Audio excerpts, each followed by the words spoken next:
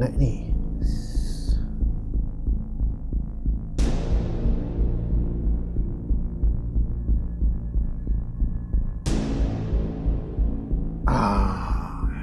Sikit lagi.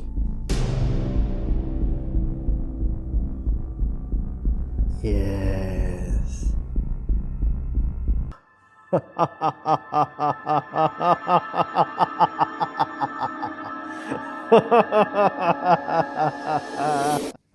Cikgu, gambar sel diagram ni macam tak jelas lah cikgu. Susah nak nampak. Apa benda kau mepek ni? Ada tu. Cuba tengok betul-betul. Ada.